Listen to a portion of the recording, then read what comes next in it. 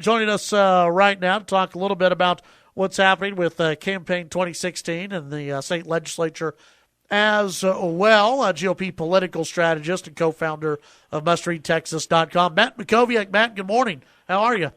Hey, Chad. Good morning. Doing great. Appreciate you coming on. Let's first talk about a couple of straw polls that came out over the weekend. And, these are always just kind of interesting to take a look at. These two polls out of South Carolina, correct? Yeah, exactly. One was in Greenville and one was in Spartanburg.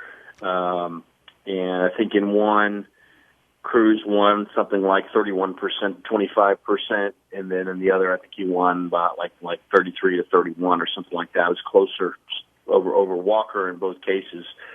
But it is reminiscent of the straw poll momentum that Cruz had in the U.S. Senate primary, and it'll be interesting to see whether you see straw polls held in the early states, aggressively over the next 6 months or so, and if that continues to build the narrative around Cruz that he's the grassroots candidate. The talk last week was surrounding Marco Rubio, and rightly so after he announced and began to rise in the polls. But Ted Cruz is still he's still raking in the money, and he's still performing well in front of crowds, and crowds are still getting him standing ovations everywhere he goes.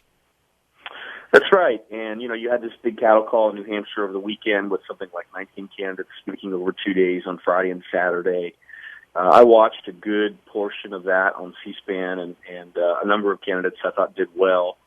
But, look, I mean, it's, these states are different. Iowa, New Hampshire, South Carolina, they all have different electorates. They value different things. Different candidates are in stronger positions than others. So there's a little bit of a split-screen quality to this over the next 6 months and see which candidates are getting traction in the early states. It still seems as though the national media is holding up Jeb Bush as the front runner behind all this. And he may be the front runner as far as money goes at the end of the day. But it just seems to me that there's not a lot of momentum behind Jeb Bush right now. There's not a lot of talk about Jeb Bush. Are we still looking at Jeb Bush as the front runner, or is it right now too early to say that he is a front runner?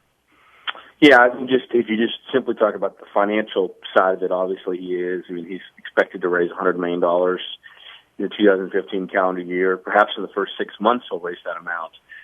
So he will have financial superiority. But you're right. I mean, if you just look at the early states, it's not clear that he is in a strong position in any of them. Now, he is in the polling, both nationally and in the early states, at least in the top two everywhere. But he doesn't have a strong lead. He's not in a strong front-runner position.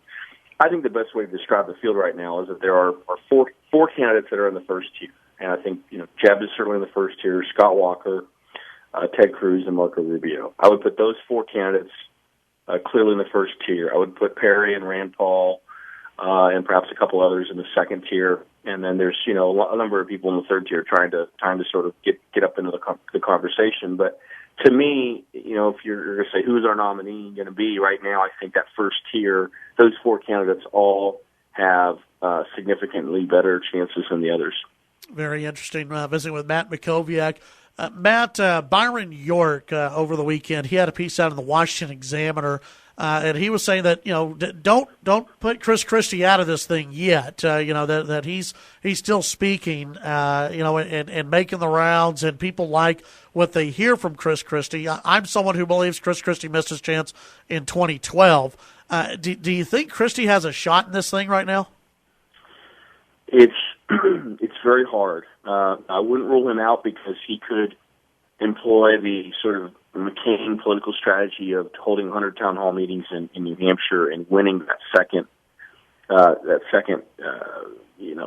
election. I guess it's the first primary, but it's the second state in the four early states.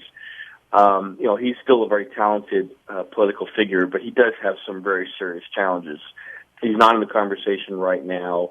The Bridgegate situation will have indictments announced by the U.S. Attorney perhaps this week, if not probably the following week. It's not expected to involve him, but it is expected to involve a number of his aides. And so the question will be, did he tell the truth, and how close do the indictments come to him? And then he also has, a challenging situation in New Jersey where they've been downgraded 9 times. by the credit ratings agencies, and where the pension situation is overtaking the economy.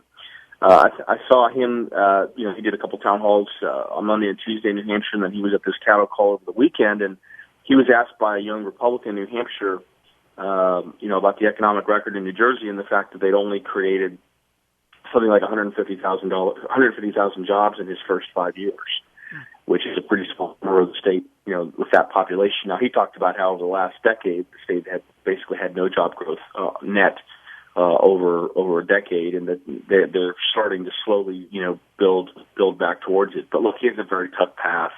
I still think he's probably going to run, but he's got to get these indictments behind him and get Bridgegate behind him and start building. But he's got to start getting into the conversation. Yeah. Visiting with Matt Mackowiak. Let's take a look at the Democrats, and I guess the Democrat, Hillary Clinton. It's just, for someone who is inevitable, and that's what the Democrats keep saying about Hillary Clinton. She's inevitable. The start to her campaign has been rocky at best. This new book that you tweeted out about last night is coming out about the foreign money flowing into the Clinton Foundation, and whether or not the Clintons were giving, or Hillary Clinton gave some nice treatment to foreign countries that donated nicely to the Clinton Foundation. That's probably going to rock the boat a little bit. Is Hillary inevitable, or do you think someone like a Martin O'Malley, or is there somebody else? Is there another Democrat out there that could actually challenge her? Of the 3 or 4 people who are running right now on the Democratic side, I don't think any of them can beat her. I do think O'Malley could cause some headaches for her. I could see him going into Iowa and giving her a scare. In any kind of a best case scenario for him. At the end of the day, though, she's going to have 3/4 or more of the political support in each of the early states, 3/4 or more of the money, 3/4 or more of all the operatives around the country lined up. And she's just going to be a behemoth. Yeah. It's going to be very, very hard to compete with that. But I do think this book is going to be a problem. It's coming out May 5th. Apparently there's exclusive storylines being developed by 4 or 5 different news organizations. So you're going to see a huge amount of coverage over the next 3 weeks about this book, which I guess has done a deep dive into the foreign money that the Clinton Foundation received, and then perhaps actions that the Secretary of State took in response, official actions that she took in response to that. So yes, I think it is going to be rocky over the next couple months, and whether someone more credible who can raise more money, who's more serious, can get in the race and really shake this thing up, I think remains to be seen. But look, I don't think Hillary's going to have a coronation. I think it is going to be more of a competition, and she certainly doesn't want that. Yeah, it's going to give Republicans a lot of fodder and a lot of talking points to where hopefully they just won't beat up on each other. They'll actually go after Hillary Clinton, and this will be just a very long presidential election for Hillary Clinton. Matt, tell folks what they can find on MustReadTexas.com today.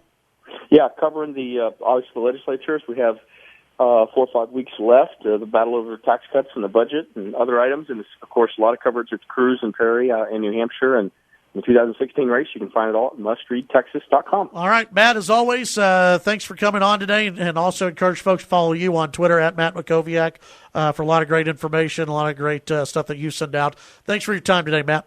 Okay, Chad, have a great week. Take care. You too.